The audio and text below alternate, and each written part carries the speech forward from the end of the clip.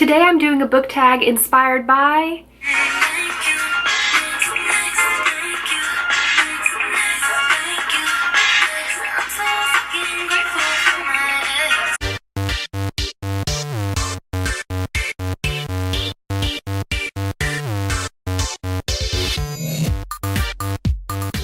The Thank You Next book tag was created by This Story Ain't Over, and I will link to her original video down in the description. First up is name a book that you said thank you next to, or a book that you DNF'd, did not finish. Most recently for me, this was Tempest and Slaughter by Tamora Pierce. I was really excited for this book because I love Pierce's older Tortall books, like the Alana books and the Protector of the Small series, so I was excited for more in that world, but I got a little over halfway through Tempest and Slaughter and just could not connect to it. The story didn't really seem to be going anywhere, and I wasn't very invested in the main characters, so I decided to just put it down and move on to something else, because as much as I love Tamora Pierce's books and as much as I wanted to read it, there are so many other books that I really want to read that I just can't spend time on books that I'm not totally invested in anymore. Next up is name a book that taught you love. For me, that is The Sun Is Also a Star by Nicola Yoon. I went into this thinking that I wouldn't be able to get behind the idea of two teens falling in love in one day, but Nicola Yoon made me believe. This book made me believe in love at first sight and fate, and it's just so very beautiful in the writing and the story and the characters. I love it so much. Name a book that taught you patience. 3 years we waited for Harry Potter and the Order of the Phoenix. 3 years. But also, Order of the Phoenix took me a long time to learn to appreciate and love. I had to read it multiple times for it to go from my least favorite Harry Potter book to one of my top 2. So yeah, when I think of this book, I think of patience, and I think of time, and I think of all those years in between Goblet of Fire and Order of the Phoenix, where I found my people online. I found community of Harry Potter fans, and I got to speculate with them, and I got to have a lot of fun and a lot of joy in my life because of that wait and that patience. Name a book that taught you pain. For me, that is Our Dark Duet by Victoria Schwab. It's the sequel to This Savage Song, and I won't spoil it, but that ending is so painful and so beautiful, and I love it, but also I hate it.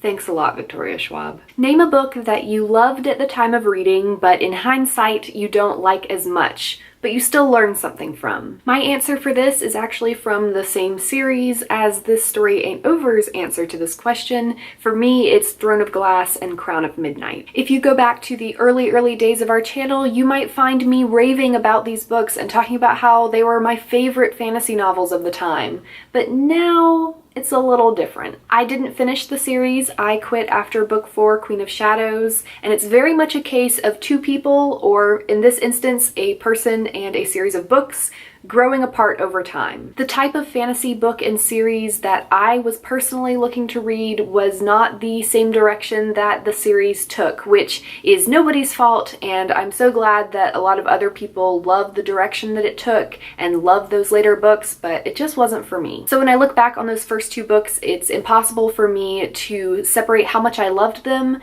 from how disappointed I was with the later books. And I definitely learned a lot about the types of fantasy stories that I want to tell in my writing career, so I'm thankful for that. Next up, name a book that you're currently talking to, i.e. have the hots for. That would be Circe by Madeline Miller, which I am currently listening to the audiobook. In my experience, really long, slow-paced fantasy books that are drawn out over a long period of time are either going to spectacularly fail or be brilliant and amazing, and Circe definitely falls into the second category for me. I feel very immersed in the story and like I'm experiencing all of these long centuries and millennia of time with Circe, and I love her growth from this young, naive girl who is constantly seeking approval from these gods and nymphs and other immortal beings who look down on her, to this powerful witch who just doesn't take anyone's crap anymore. The way that Madeline Miller has reworked all of the various stories in Greek mythology that involve Circe to bring them all together into one cohesive story of her life and turn it into a story about a woman instead of all these stories about men that involve her, it's amazing. It's this great feminist retelling of Greek mythology, and I feel like I'm not really doing it justice, but it's really, really good. And if you like Greek mythology and you like stories about women finding their voice and their power, you should definitely check it out. And finally, name a book that's gonna last. The book of you that taught you to love yourself a little bit more, because that is the whole message of Thank You Next. This is a book that I've talked about a million times before in my videos, but I think that's appropriate because it's definitely a book that's lasted with me. That's The Two Princesses of Bamar by Gail Carson Levine. When I first read this book in middle school, it really helped me feel more comfortable in my skin as a girl who was quieter and more introverted and scared of a lot of things, because the main character, Addie, is that person. I related to her so much, and she still got to be the hero of her own story, and she saved people she loved. I've also mentioned before that this book was kind of my introduction to bittersweet endings,